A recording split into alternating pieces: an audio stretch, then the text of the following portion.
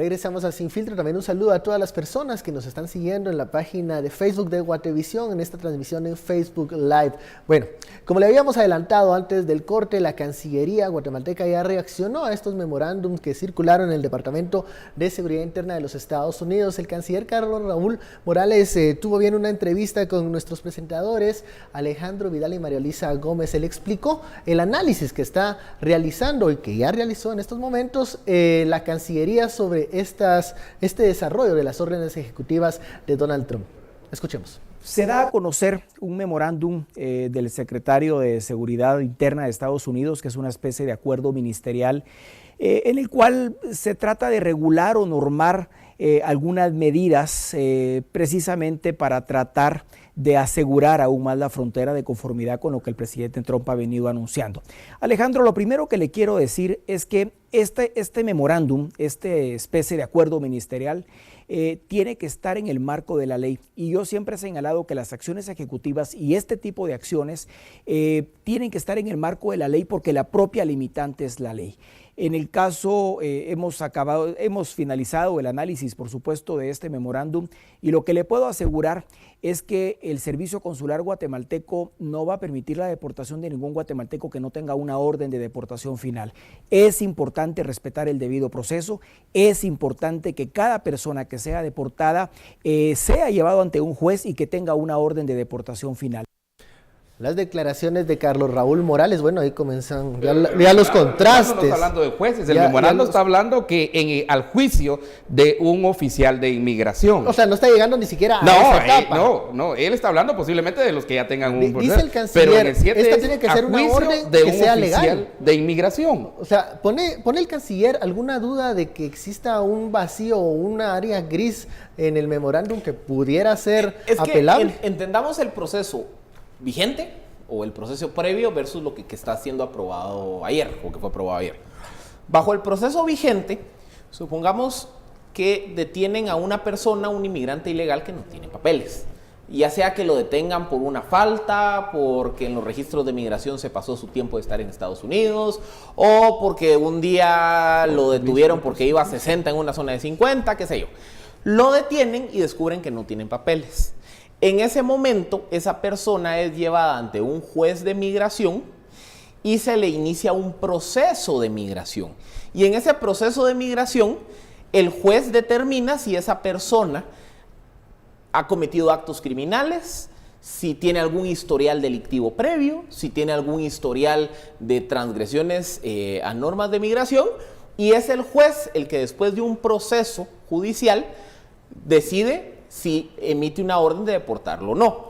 Ese proceso toma de 3 meses a 2 años. Ese es el proceso actual. Es ahora, el proceso actual. Con esta nueva orden, ahora lo que está diciendo es Homeland Security, que bajo la sombría del Departamento de Seguridad Nacional está el Departamento de Inmigración.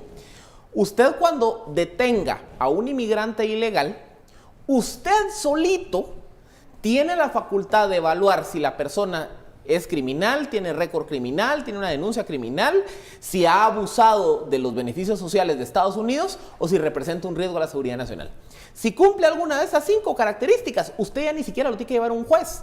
Usted en ese momento firma la orden y al día siguiente lo deporta. Es decir, esta es una orden ejecutiva que le está diciendo a Homeland Security ya no haga un proceso judicial, sino móntelo lo agiliza. O agiliza el proceso y lo deporta inmediatamente. Ese es el objetivo. El objetivo de estos memorandos es precisamente agilizarlo, dice desde el principio. ¿Está descolocada la Cancillería cuando lee esto, analiza yo los no memos? sé si están leyendo otro memorando, pero el que por lo menos el que yo tengo aquí, el que bajé del sitio de Homeland, es muy claro en decir que a juicio, no dice a juicio de un juez, dice a juicio, ¿verdad?, de un oficial de inmigración y que represente el que está siendo juzgado, el que decías, Philip, el indocumentado, lo voy a llamar aquí, que represente un riesgo a la public safety and national security, o sea, a la seguridad pública y a la seguridad nacional. Dentro de eso cabe todo, pues. En este mismo espacio hemos cabe tenido, todo. Hemos tenido al canciller cabe todo, acá. Los 3 millones de inmigrantes. Pues. Y él la recomendación que hacía en su momento era a todos los connacionales que habitan en Estados Unidos, por favor, no incurran en faltas, desórdenes públicos o algo que sea una justificación para que los detengan. Es que entendamos una cosa. ¿Qué pasa ahora con esa recomendación? Entendamos la causal, porque vean,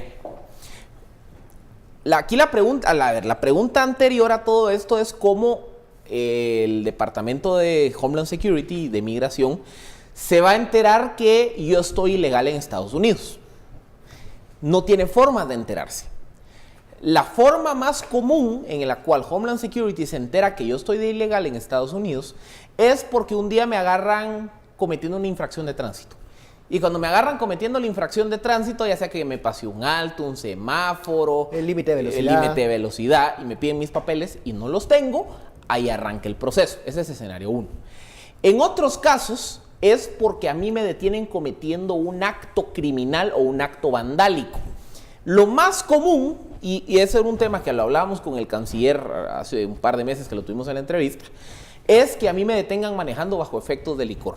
O que a mí me detengan por estar haciendo escándalos en la vía pública. O porque a mí me detengan teniendo un problema marital con mi esposa. O porque me denuncien que le pegué al vecino. Es decir, siempre tiene que, en la mayoría de casos tiene que existir un comportamiento de falta o un delito para que entonces la autoridad me pida mis documentos y en ese momento se den cuenta que soy migrante ilegal. Es una excepción muy minúscula y eso es un tema que no se ha abordado en las órdenes de Trump. Decir, Homeland Security, vaya a buscar activamente a un barrio donde usted sepa que hay latinos. Y ahí es donde está el temor de la redada. La redada, exactamente, la redada de la migra. Discusión de redadas no hay, por lo menos hasta el día de hoy no hay. Entonces, bajo la norma, como está hasta el día de hoy, hay que cometer una falta o hay algo. que cometer una falta, un delito. O que simplemente te agarren en la calle, pues. Es que o eso te sí pidan, puede. Ahora, es o que te esa es la pidan pregunta. documentos en la calle. El famoso stop and frisk, que, o sea, te paran y te piden tus documentos. Lo y pueden no se mueva, realizar en este no se momento. mueva. Pero hay una cosa interesante en este memorando. Y aparte de esto, que lleva hacia adelante, porque estaban preguntando aquí que quién hace esto en Estados Unidos. Es un área de Homeland Security que se llama ICE. De hecho, ICE, que es Immigration and Customs Enforcement, es el ICE. Por eso cuando uno ve, cosas siempre ve uno gente que tiene chalecos donde dice ICE o ICE, ¿verdad? Estos son unos de los que lo hacen. Pero aquí se junta un grupo que nosotros tal vez no hemos observado o no hemos visto con detenimiento. Es un grupo que se llama Voice, con V. Y los Voice son como una especie de grupo, como en Guatemala sería una especie de querellante adhesivo de gente que ha sido afectada por inmigrantes que han cometido, algún hecho criminal y ellos han sido víctimas. Y entonces, aquí es que este memorando hay que leerlo mucho más allá de solo lo que representa, porque estos son una especie como yo no encuentro otra figura en Guatemala más que el querellante adhesivo, ¿verdad? Que serían víctimas de los actos criminales que han cometido migrantes. Por ejemplo, ¿qué pasa con estas famosas iglesias, los que se convierten en santuario para migrantes que tienen un proceso en camino? A eso justamente les iba a mencionar. Vean, el Departamento de Homeland Security y el Departamento de Migración no es que tenga policías en la calle. Entonces, si a mí me agarran pasándome un alto o pasándome un semáforo en rojo, quien probablemente me va a detener es el policía de la ciudad en la que yo vivo. Y ahí es donde entramos al debate de las ciudades santuarios. ¿Por qué? Porque supongo que yo me paso un alto y me detiene el policía de Nueva York. Entonces, el policía de Nueva York me pide mis documentos. Entonces, el policía de Nueva York, aquí es donde viene los criterios de la lógica de ciudad, estatal versus el criterio federal. El policía de Nueva York, en teoría, está obligado a ponerme el ticket por haberme pasado el alto y está obligado a reportar que detuvo a una persona indocumentada y de trasladarme con el oficial de migración, y ya es el oficial de migración el que arranca mi proceso. En la ciudad de santuario, Nueva York, Chicago, Los Ángeles, Miami dijo, pero después cuando le amenazaron que le iban a quitar los fondos, mejor saludo uno, atención dos, señor Trump. La ciudad de santuario, la orden que le están dando a los policías es, mire, a menos que de verdad sea un acto criminal, por una violación de tránsito, no le reporte al oficial de migración. Y ese es el pulsito que hay entre el presidente Trump o el ejecutivo federal con las ciudades. Porque las ciudades están diciendo, yo si detengo a un migrante ilegal porque se pasó el alto o porque lo agarré haciendo una burrada que para mí no es un delito, yo no te lo voy a reportar. Y si yo no te lo reporto, yo como policía de la ciudad o del estado, vos como Homeland Security federal no tenés cómo enterarte que esa persona estaba de migrante ilegal.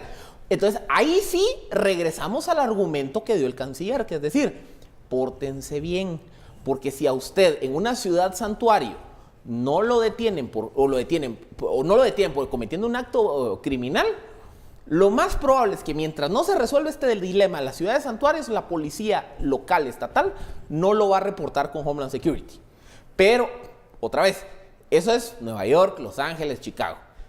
Si ustedes van a Texas, créanme que al segundo, porque ahí sí la policía está muy alineada con las órdenes de Trump, ahí si lo agarran en Dallas, en Houston, ahí en ese momento la policía casi que agarrando el teléfono, y lo reporta a migración. Y entra rápido. Pero sí hay una prioridad de 3 delitos. Aquí sí son claramente, después de mencionar las 7 opciones digamos, las 7 prioridades, hay también delitos que tienen una prioridad. Dice, haciendo la prioridad, las actividades, los extranjeros que son removibles, los que pueden regresarse a sus países y que han sido convictos, ¿verdad? En dos actos. Primero, que hayan sido indocumentados en un crimen convicto. El segundo, que estén involucrados en gang activity. O sea, que sean mareros, pues, pongámoslo más sencillo. Ese es el segundo. Primero, que hayan cometido un crimen, luego que estén involucrados en una actividad de mareros o drug trafficking o narcotraficantes. Entonces, esos tres, ¿verdad? Que hayan cometido un crimen, que sean miembros de maras en Estados Unidos o estén involucrados y el tráfico de drogas. De hecho, el caso de Washington es porque el mismo muchacho dijo que había pertenecido a una mara. Eso no era una cosa que... Él lo dijo, pues, ¿verdad? Pero que ya no. Que perteneció a una pandilla. Entonces, y para nosotros, el tema que hemos llevado aquí, el de anoche fue el de la muerte, pues, ¿verdad? El marero de la muerte. Entonces, digamos, si fueran 3 millones, 10% serían 300,000, que fuera 5%, 150,000, que es de eso, sea un porcentaje de mareros, ponerle 10% de esos, pues ahí tenemos 15,000 mareros, pues, o sea, siendo muy conservador en ciertos números, ¿verdad? Vamos a la pausa, regresamos con más declaraciones del canciller. Ellos explican la ofensiva que tendrán, o la defensa, mejor dicho, para los connacionales que están de manera irregular en los Estados Unidos. Regresamos luego del corte.